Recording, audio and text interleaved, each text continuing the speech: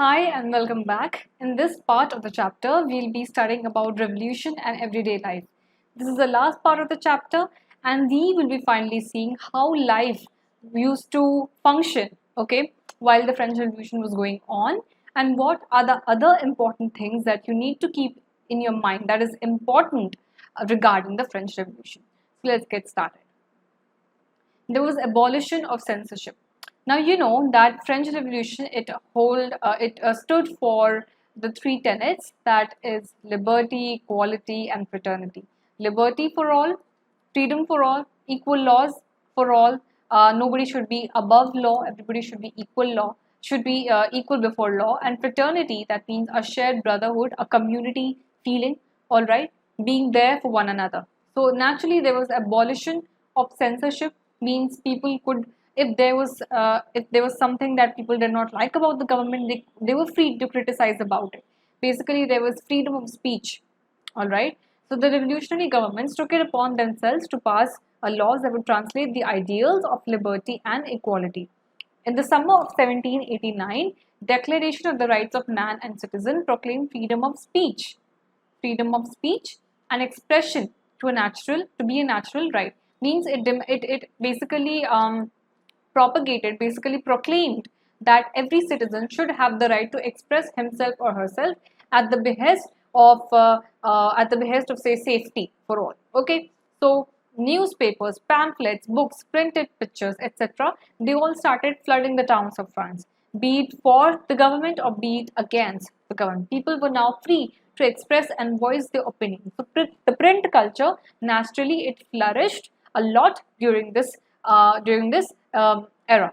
They all described and discussed the events and changes taking place in France. What were their personal views? So that is why the proclamations or the preachings of philosophers of France, it was very much prevalent, not only in France but in the other parts of Europe as well, because censorship was not there to prevent them from voicing their opinion. They were free to voice their opinion. They were free to voice if they wanted to, give their suggestion as to how the government could be more efficient and could bring more equality for all. They were free to do so. So that happened in France. And of course, there was the freedom of press, means that opposing views of events could be expressed. All right, each side, be it for or against, it sought to convince the others of its opposition through the medium of print. Print culture flourished a lot. Plays, songs, festive processions was another way they could grasp and identify with ideas as liberty or justice that political philosophers wrote about. So, since the print culture was flourishing, and how the print culture could be represented, they could be represented by enacting plays, by songs, and other festive processions, even dance, or even say the kind of uniform people used to wear. All right, what idea they used to adhere to. Okay, so whatever these philosophers, political philosopher or other educated people, they used to write about in length. Whatever handful of people they used to read. Some of them they used to bring plays, songs, and other festive processions into production, so that those population who could not read or who could not educate themselves regarding what was happening, they could do so through these audiovisual mediums. Now, let's talk about a phenomenal figure, Napoleon Bonaparte. In 1804, Napoleon Bonaparte crowned himself Emperor of France. While the French Revolution was going on, this military man, he was a very important and a very crucial figure who advanced the ideals of French Revolution, the ideals of equality, liberty, and fraternity. So when you remember during one part I told you that a further new amendment in the constitution was happening, all right, and a new directory was supposed to take place. During that time, a lot of political instability came about, a lot of chaos came about, and that was the time when Napoleon Bonaparte took the reins of power into his hands, and he, you know, he tread those paths of political scenario, tread those parts of political scenario that he was trying to get rid of earlier. France did not want to hold one person responsible for everything, right? But that was what Napoleon ultimately did. He ultimately crowned himself. He ultimately proclaimed himself to be a monarch. That very term, that very consolidation of power into one individual, that the ideals of French Revolution basically worked against. All right, but the important thing about Napoleon is that although he took that, titled position, he did not call himself by that title. So he did not call himself as King Napoleon. Napoleon saw his role as a modernizer of Europe, not as a king, but rather a modernizer of Europe. He introduced many laws such as the protection of private property and uniform system of weights and measures, and he was basically a liberator who would bring about freedom for people. All right. So he ensured that the tenets of equality was being actually propagated in France and not just being said about in constitution. Okay, the tenets of equality. All right. But soon the Napoleonic armies, they came to be viewed as everywhere as an invading force. So what was happening, that Napoleon wanted to conquer a lot of territories in Europe. He wanted France to be the ruler, being that power hungry, that greed for power, that led him to be the so-called monarch that used to forcefully capture people and led them into the French military. So he was annexing people also to be a part of the military in order to conquer other lands. So he was basically seen as an invading force, and he was finally defeated at Waterloo, Battle of Waterloo in 1815. Many of his measures that carried the revolutionary ideals of liberty and modern laws, they were being propagated to other parts of Europe. All right, so he was a very phenomenal man. He did a lot of modernization in France, but he was also an invading force, and he was a force that needed to be stopped because he had this greed, he had this hunger of power, and he would not stop till he had attained, say, a lot of territories, amassed a lot of territories. So that happened, that needed to be stopped, and he was finally stopped. He was finally defeated at Waterloo in 1850. Legacy of the French Revolution. How was the French Revolution carried forward? They were carried the ideals of French Revolution, that is the liberty, democratic rights, the idea of a republic, the idea of everybody being equal before law, and the idea of shared brotherhood, shared community. This was spread throughout Europe during the 19th century, and especially feudal systems were abolished. So the first thing that happened when French Revolution started was feudalism was abolished, right? The king, the monarch, was forced to abolish this feudal system. So this had such a a sort of wildfire like consequence that other parts of Europe that also had to abolish feudalism. Colonized peoples reworked the idea of freedom. All right, the idea of freedom was taken into concept, how it could be remolded, how it could be reshaped, so that people of all strata of the society could be represented in the government. That was being sought for, and basically to create a sovereign nation state. And in other parts of the world, Tipu Sultan and Ram Mohan Roy are the two examples of individuals who responded to the ideals coming from France, that it was liberty, equality, and fraternity, and they saw to it that these ideas were being, also being practiced in other parts. Ram Mohan Roy, especially in India, he saw to it that this was being practiced, this was being taken into account when India simultaneously was also fighting against the British force to attain freedom. All right, so this was the legacy of the French Revolution.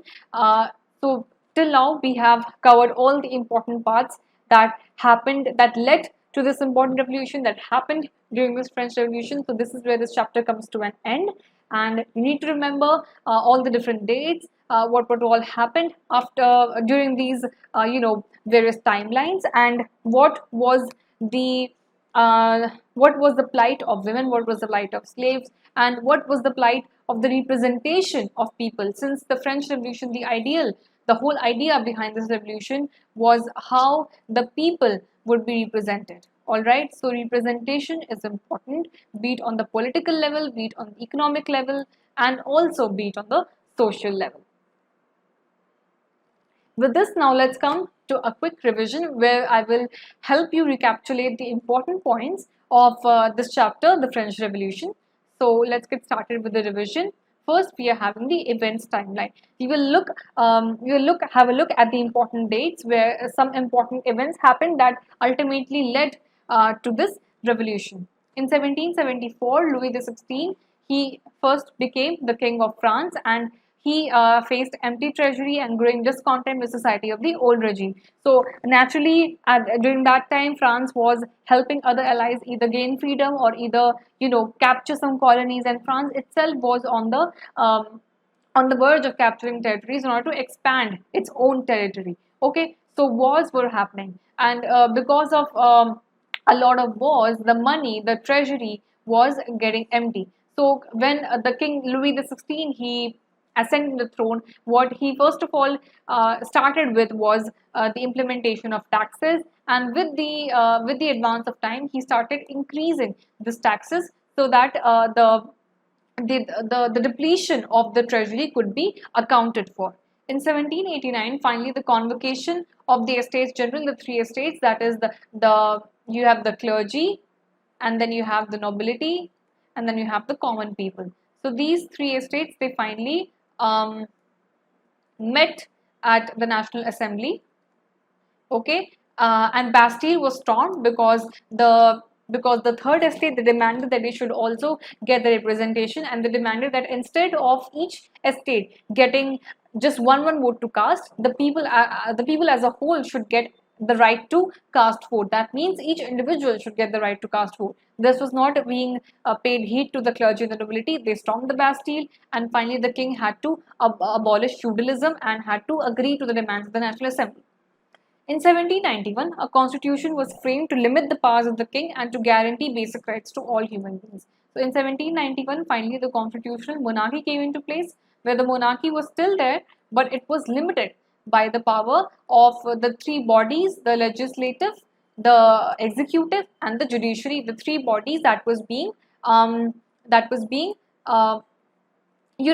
represented by the people. In 1792 to 93, France becomes a republic. Finally, that means the king is also overthrown. That means the monarchy is also, is gotten rid of. And finally, the overthrow of the Jacobin Republic also happens. That means Robespierre is also gotten rid of, and a directory rules France. A political instability happens, and in 1804, finally Napoleon becomes the emperor of France, and he annexes larger parts of Europe. Okay, and when Napoleon, he started being an invading force, then his force is finally stopped in 1815 when he is defeated at Waterloo. We studied in this chapter that events that took place in France in the late 19th century. French Revolution arose in opposition to the monarchic rule, to the autocratic rule, okay, to the despotic rule, and towards the emancipation of people. All right. The feudal system also, against the feudal system, and a growing middle class, new ideas of liberty, equality, democracy paved the way for the emergence of the constitutional monarchy. This growing middle class consisted of all those educated people, all those so-called elite people, those magistrates, those lawyers, those merchants, those businessmen who paved the way for a revolution. The Jacobin government, that secret society that took place, and then finally it stormed the government, stormed the constitutional monarchy, and it got rid of the monarchy, and a republic was established. So the Jacobin government declared France a republic and ensured that men above 21 years got the right to vote. This is important. And Louis XVI and Queen Marie Antoinette, they were executed publicly on account of treason. Okay. And Maximilian Robespierre, he followed strict policy. He was the leader of the Jacobin Club. Okay, he was the leader of the Jacobin Club, and he followed strict policy. He was a very he had very regressive policies. He paid no he did not pay any heed to flexibility. All right, and whoever was considered or whoever was deemed to be an enemy of the republic was beheaded, and therefore his reign was known as the Reign of Terror. The French Revolution brought forth many other struggles that some section of the society faced, that is mainly the women and the slaves. So women, they were not allowed any representative in the political circle. They did not have any right to vote. They protested against that and also demanded same rights as men. Slavery was abolished, but then it was reintroduced by Napoleon and was finally gotten rid of in 1848. The legacy of the French Revolution continues to inspire human rights activists all over the world, because French Revolution was the first event in history that came forward with the idea that everybody should have an equal existence before law. Everybody should be entitled to some equal dignity and equal freedom, freedom of speech, freedom of expression. All right.